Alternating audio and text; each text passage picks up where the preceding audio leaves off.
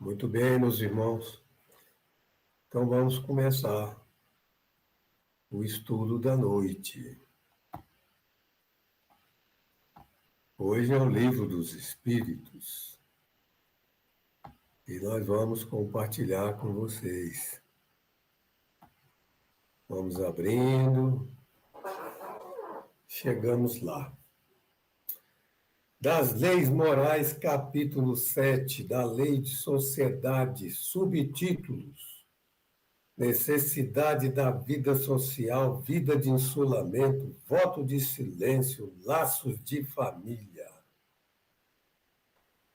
Interessante, meus irmãos. E a lei de sociedade. E no Consolador Emmanuel afirma que o Espiritismo é o grande iniciador da sociologia. Agora vocês vejam a importância disso. Porque, na verdade, a nossa sociedade, ela se integra na sociedade do mundo espiritual, exercendo interrelações permanentes. Coisas que acontecem aqui são provocadas por lá. As coisas daqui se refletem lá também. Interessante. Vamos lá, Jamila. A vida social está em a natureza? Certamente. Deus fez o homem para viver em sociedade. Não lhe deu inutilmente a palavra e todas as outras faculdades necessárias à vida de relação. Interessante, meus irmãos, a importância dessa resposta. Pela importância da palavra e as tais outras faculdades que significam o seguinte: as diversas formas de inteligência. Então, nós já temos aprendido que a inteligência, em suas diversas formas, estão ao nosso dispor. A razão, a emocional, a moral e a espiritual. Veja bem, e para fixar a importância disso aí, principalmente, do mais simples, que é a palavra, nós fazemos essa referência desse livro. Aí está o Chico e o Valdo Vieira, em 1961. Eles fizeram esse livro, cada um recebeu um capítulo. E o capítulo 10 é palavra e responsabilidade. Isso mudou totalmente a direção da evolução do princípio inteligente que veio lá dos reinos inferiores, dos animais mais simples aos mais complexos, até chegar nos animais que antecipam o reino humano. E ele conta a história da formação exatamente dos nossos organismos para a palavra. Foram milhares e milhares de séculos e anos em trabalho duplo no plano espiritual e no plano material, para que essas coisas se materializassem e nós pudéssemos nos comunicar não mais como os animais, através do mimetismo, através dos gestos, etc., mas pela palavra. Aí vocês veem quantas coisas nós devemos a esta programação espiritual. Muito bem, vamos lá, Jamila. Insulamento absoluto. Questão 767. a possibilidade do insulamento absoluto não ser contrário à lei da natureza? Olha, vamos ver o que é que os espíritos disseram. É contrário à lei da natureza. Ponto final. Então, se você está sonhando em morar nessa casa aí e tal, desiste. Não é conveniente para a sua evolução espiritual. Vamos lá, Jamila. Todos devem concorrer para o progresso, auxiliando-se mutuamente. Veja bem essa palavra, auxiliando-se. É exatamente nos auxiliando uns aos outros, recebendo e dando auxílio, que nós progredimos, meus irmãos. Auxílio intelectual, auxílio moral, enfim, auxílio de toda a ordem. É parte essencial do estímulo à lei do progresso. No insulamento, o homem se embrutece e se enfraquece, volta a ser bruto, porque fica lidando com a natureza bruta, com os animais, tendo que vencer por força bruta, superar as suas necessidades. E enfraquece porque deixa de crescer mentalmente, no sentido de aprender as coisas que vêm daqueles que sabem mais do que ele. Então, nós temos aí as duas leis, lei do trabalho e lei do progresso, evidentes, meu amigo. A espécie de satisfação que o insulamento absoluto dá ao homem é a satisfação egoísta. É. A gente até. Eu não gostei de ter ficado quase que absolutamente aqui prisioneiro da Covid, né? Alguém gostou? Mas não está falando disso, está falando de outras coisas. Mas é uma satisfação egoísta se esconder do mundo, porque foge da lei do trabalho e também da lei do progresso.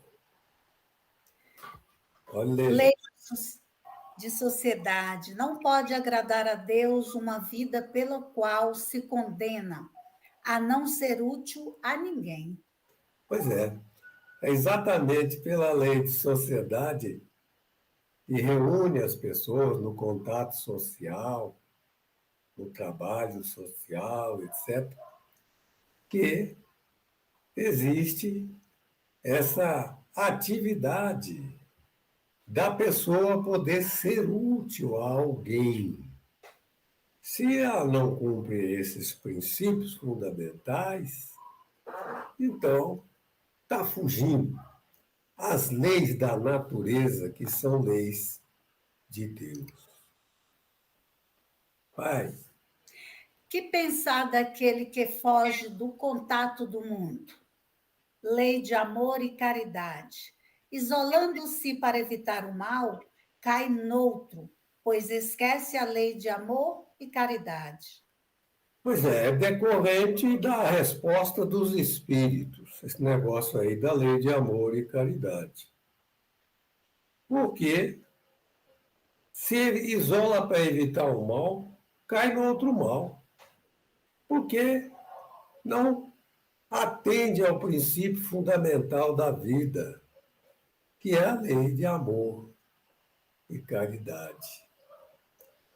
Então, meus irmãos, veja bem, tudo está interrelacionado nas questões das leis divinas. Elas não são isoladas.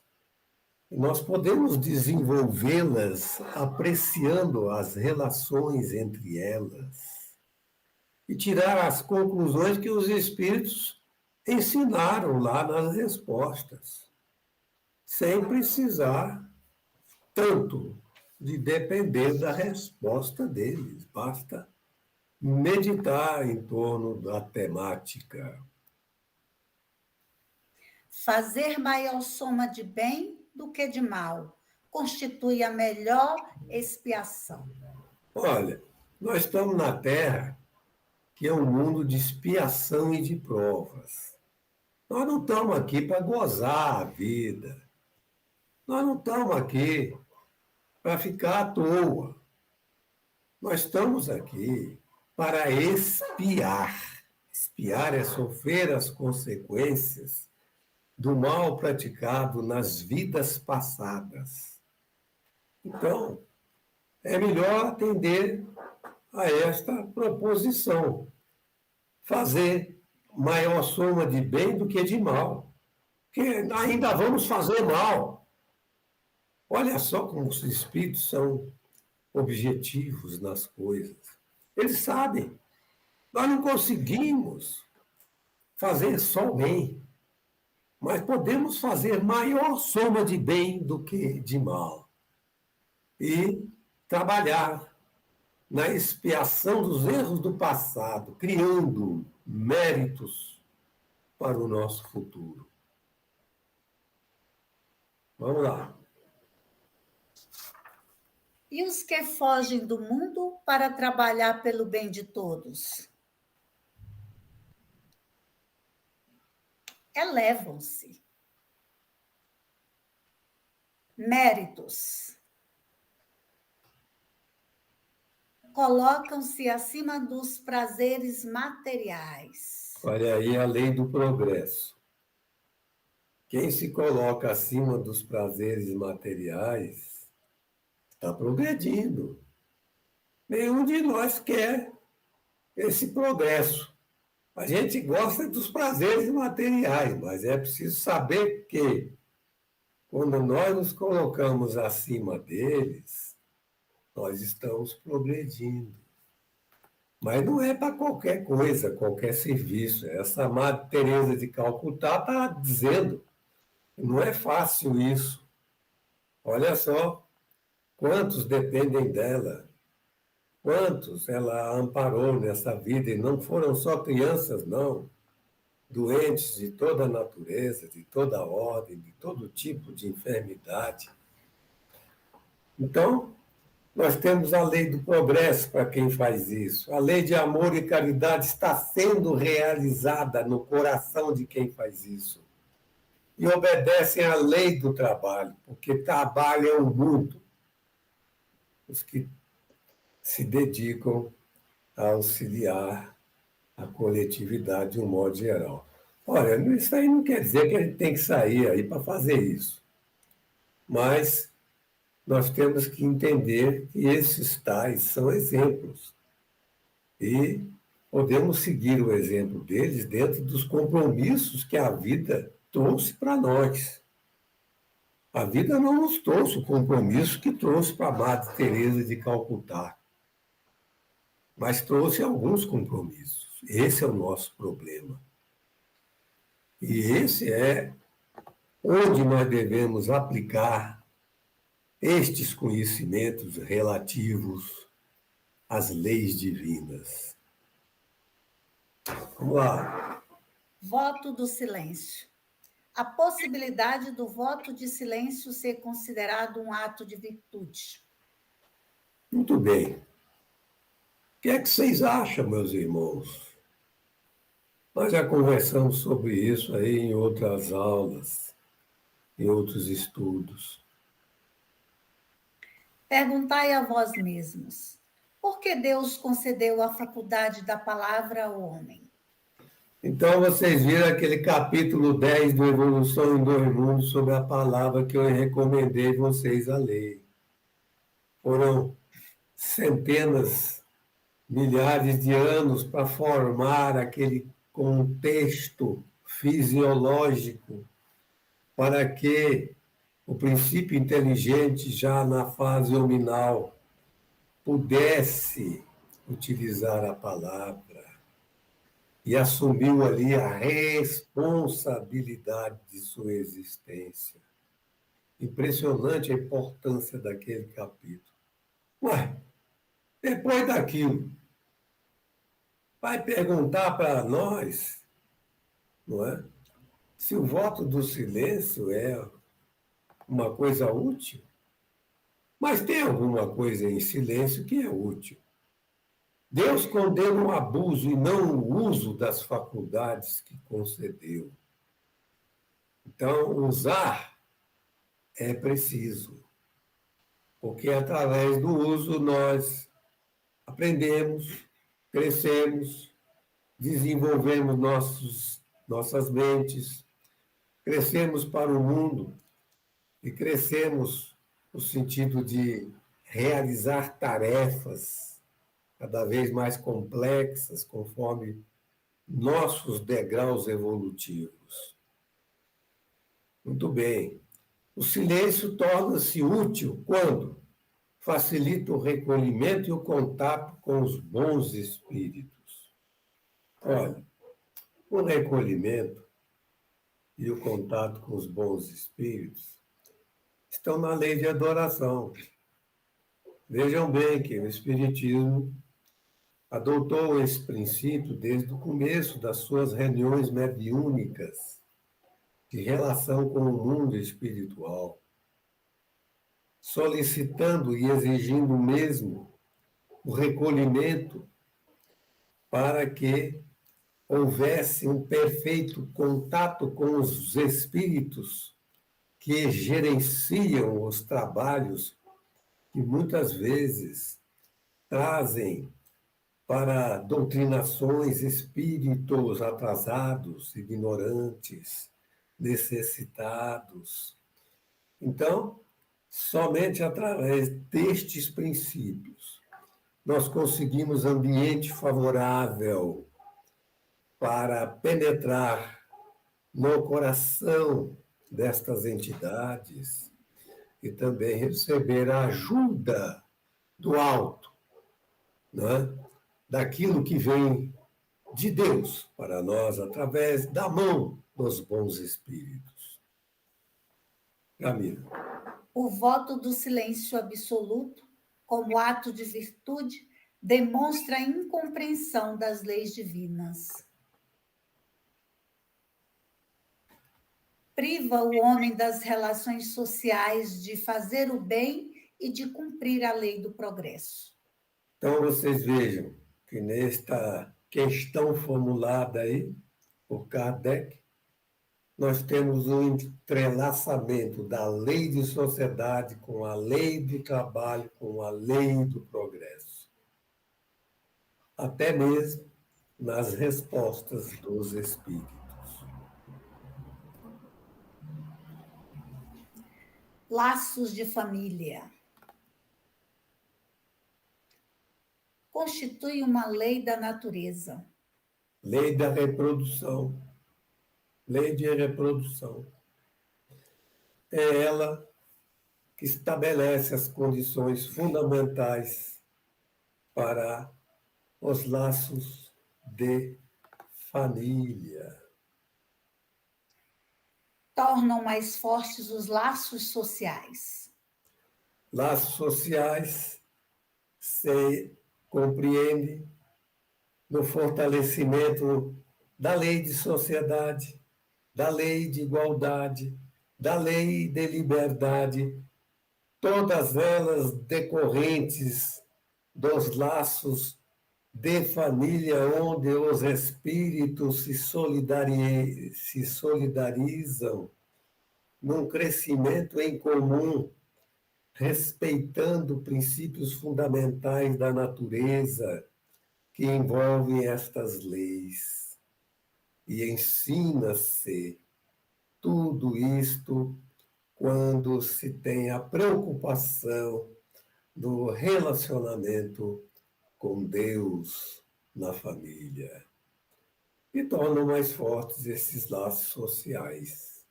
É isso, meus irmãos. Ensina os homens a amar-se como irmãos.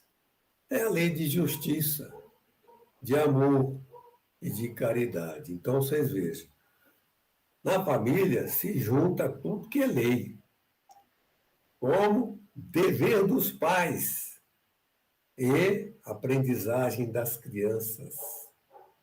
exercício de todos para atingir a plena compreensão máxima possível para o estágio evolutivo em que nos encontramos a respeito destas coisas fundamentais para a elaboração de uma sociedade justa e de uma felicidade futura. Meus irmãos, é isso. Bom. Relaxamento dos laços de família. Consequência. Intensificação do egoísmo na sociedade. É lei de quem desses três aí? Porque todos os três parece que estão dentro desse princípio. Intensificação do egoísmo. Não querem nem se olhar. Isso acontece? É claro que não é assim, desse jeito, mas acontece. Nós sabemos.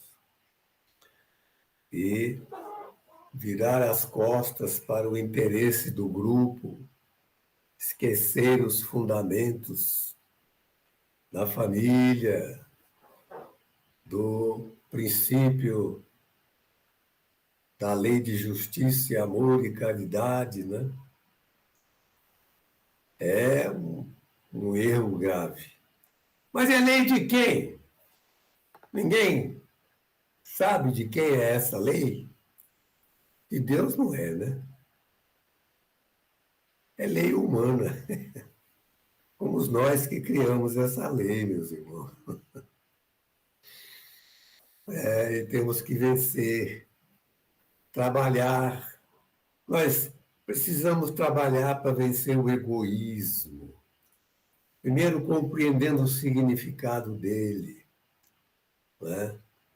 Voltando só para os nossos interesses, somos egoístas.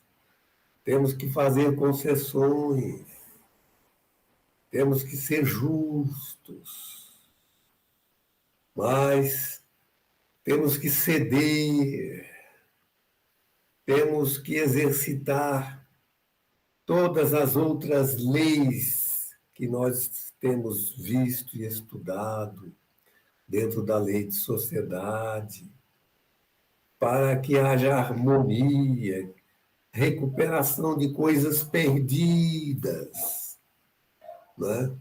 De coisas que ainda podem ser refeitas e reconstruídas. Relaxamento dos laços de família, quando acontece, é lei humana.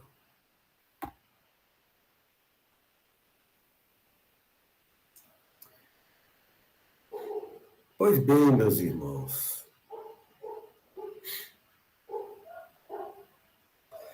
a palavra está só na lei de sociedade. Aí nós temos um quadro com todas as outras 10 leis da parte terceira do Livro dos Espíritos. O uso da palavra está só na lei de sociedade. Vocês podem passar uma por uma e tirar suas conclusões pessoais. Como aquela primeira questão respondida pelos espíritos é importante. Não foi à toa que Deus deu ao homem a capacidade da palavra. Foi para construir a sua felicidade baseado nas leis da natureza, que são leis divinas. A palavra é que faz a interação global na nossa fase evolutiva como espíritos terrestres, porque nós nos comunicamos através dela. quão importante é saber corretamente aplicá-la, utilizá-la, desenvolvê-la, controlá-la, utilizá-la com elevação, inserindo nela vibrações do amor, vibrações da solidariedade fraternal, enfim, de tudo aquilo que a gente aprende na lei de justiça, amor e caridade. É a palavra que faz esta interação global. Meus irmãos, eu agradeço a atenção de todos.